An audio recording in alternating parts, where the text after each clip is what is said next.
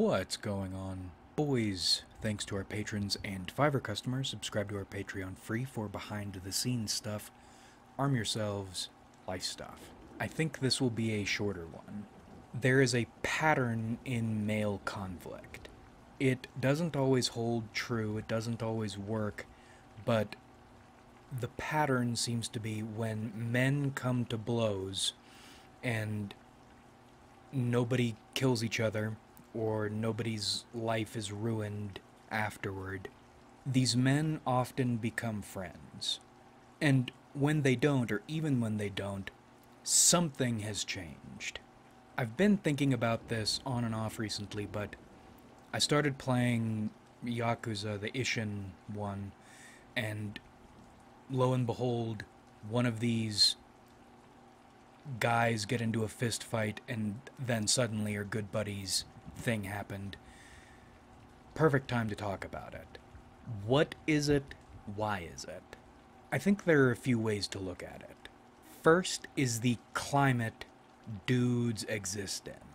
And not macho dudes or tough guys or wannabe tough guys, but all dudes. Despite all our pretensions, we are still monkeys. Odd monkeys, spec'd for ingenuity, as we said last time, and that's why there's this conflict. Colin Quinn mentions it, the eternal battle between the tough dudes and the smart dudes, trying to determine who's the cool one or who's in this era. But both sides exist within each dude. Every dude wants to be smart or wise. Every dude wants to be a tough guy. Even if the way they conceive of toughness doesn't have to do with violence. I read a book, well, it's still violent. They're just masking it under something more acceptable. And when I was 18, I read one of those shitty masculinity books, The Way of Men, but there was something good in there that has stuck with me. Men carry with them, on a genetic level probably, such an urge to win, even if they're one of these anti-masculinity dudes. They will find ways to beat people. And the book called what we're seeing intellectual violence. It's all the shit monkeys do, chimpanzees do, except in the abstract realm. You have the standing chieftains who were once young, who are now successful, and they're both the source from which juvenile males draw power and serve as targets to attack or take down. They gang up in aligned juvenile groups, and they fight one another. Well, both for dominance and for pride and for all these things, but with intellectual violence, it's not dudes actually fighting. It is debate and philosophy and, I don't know, going on Twitter with a statue profile picture, that sort of shit. But in these quotes, intellectual pursuits, they follow all the same patterns of male violence on an individual and a collective level. And the reason I mention this is in our climate, violence is unacceptable. You're not allowed to be violent, you're not allowed to be physical. But as a dude, you still want to be, and whether you're ashamed of it, that urge for some reason, or you accept the fact it's unacceptable, you will find a way to compete. If you can't do it physically, that's when you turn to this intellectual violence thing. The key point here is that urge. Dudes are walking around with this urge they can't participate in or even vent in any acceptable fashion. There's no substitute. Intellectual violence isn't a proper substitute. Hitting a heavy bag isn't a proper substitute, even though that's physical. And on your monkey level, when you are confronted with a problem, again, even if you repress it or even if you accept that it's not acceptable, there is this urge to solve it with violence, and this repressed and growing frustration with the fact you can't handle this the way your genetics want you to handle it. Even if, or especially if, you actually couldn't, even if you were allowed to. That probably adds to the frustration even more, that impotence level. Saint O'Neill, Fight Club, the holy grail of something white. The burden of white guys who can't be men, though I have a feeling... Well, even he says it. Remember when the Steve C thing happened?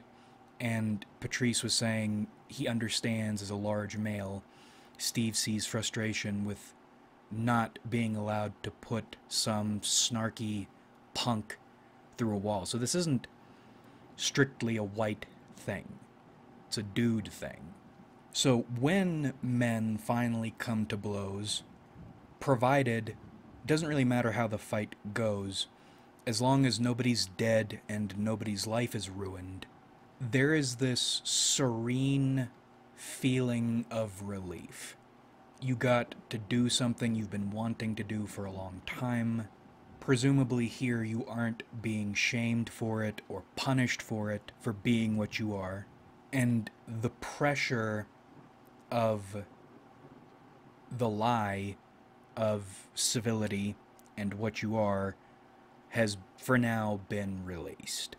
It is a relieving burst of honesty and affirmation. That is the first positive level. It's hard to be angry after something like this. Some dudes are. When I'm not a fighter, but growing up in the South, boxing gloves are always around.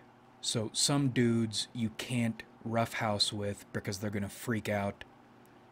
But there are fewer of them than you'd think there would be. And I think that's because the monkey level is something dudes share. So even if you think someone is a complete jackass or they would be spazzy, odds are actually good they might not be once you two are engaging or have engaged on that level. And then of course you have the psychopaths who don't feel anything. They're so handicapped they can't even appreciate something as honest and straightforward and heartening as this. But in this terribly homoerotic way, most dudes are going to feel this mutual relief. So immediately that feeling starts operating on a mending level and on an understanding level. Now, the next level is another bit of understanding, but I've been tossing this back and forth in my head a bit.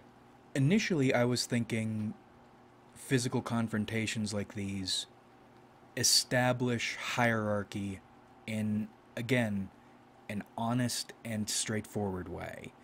And we're all always thinking about hierarchy. And then you'll get some white bitch saying, no, that's not the case. And I know it's not the case because Mr. Hubba doctor guy said it's not the case and he knows better than you, cocksucker. Which proves the point. We are apes. We're very advanced apes. We have fire rock throwers. We go to space. But we're still thinking on a tribal and hierarchical level, which is not a bad thing, by the way. I think it's a bad thing only when you act like that's not what you are or what you should be. Anyway, I was thinking these physical confrontations establish that hierarchy in the most basic way possible, and then everybody can relax because this problem has been resolved, and because we are establishing a hierarchy is different from killing one another, so we've also established we're on the same side, and that should relieve some pressure.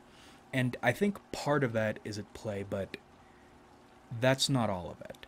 Or maybe not even mainly what it is, even though there is something or some bit of that at work here. I think it's more a level of respect. Again, however the fight goes, as long as nobody's dead, nobody's life is ruined. Because even when dudes don't resolve and stay enemies, after a conflict, they will treat one another differently. But when they do resolve, they don't just become friends. It's more like they become associates.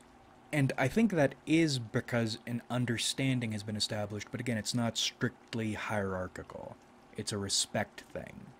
You both have demonstrated resolve and the capacity to be a threat.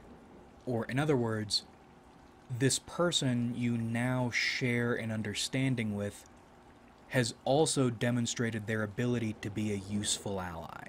On that monkey level, who do you want on your side when something bad happens? Do you want the guy you don't share an understanding with and haven't seen tested? Or do you want the guy you do share an understanding with, an honest, straightforward, primal monkey understanding, and have tested personally? It's easier to trust someone you know firsthand what they're made of and what they're capable of. And the reason I say it isn't strictly hierarchy is that level of seriousness that comes with knowing what someone's made of, what they're capable of. I don't know how to describe it, but it's not strictly a pyramid chieftain thing. In these contemporary nonsense male conflicts, and even back in the chieftain days, I think. Because I don't know how to describe it or why it happens, but dudes seem naturally, once one of these circles has formed, to gravitate toward their role. Again, it feels almost genetic. Like, I don't know, maybe we've been doing this for millions of years and this is more natural and it worked for a reason. After the conflict, it's like an unspoken review or peer review takes place, and dudes, without needing to say anything, enter their roles and lend their capabilities, whatever their specific capabilities are, specialties, to the strength of the gang, again, without words and usually without protest. It's a very natural, quick process. People naturally understand where they're supposed to be once one of these gangs has been established. And that's probably another reassuring thing or reason men, not always, but often become, quotes, friends after conflicts. You've engaged the everyone works out where they're supposed to be subroutine. So you now naturally have a place. These are your people, this is your job. And once you're in one of these situations, the unit becomes more important than the individual. And again, I don't know why that's comforting, but it is. Also comforting is the knowledge that comes with this new shared understanding. When disagreements arise, you don't need to be dishonest about them. That option is there, and we've already demonstrated we can handle it and come out of it positive. And I think the reason that understanding is such a strong glue is the stress of not even being able to act like what you are is painful and stressful, and it builds, and you can't do anything about it. So that's why I think dudes become, not always, but a lot of the time, become friends after physical conflict. You're relieved, you're understood, you're respected, and you are a capable person in a team or in a tribe with other capable people. And even though things can be or will be weird or aggressive or can get edgy, you have a way to work out these problems in an honest and straightforward way. And again, not always, even within normal people, but within dudes, there is something magical monkey going on in there, and it's stronger than you think it would be if you haven't experienced it. And maybe that's an illusion, maybe that's a genetic illusion, maybe it's bullshit, but you feel it. And it does work, at least for a while. Like if you enjoyed, subscribe if you haven't.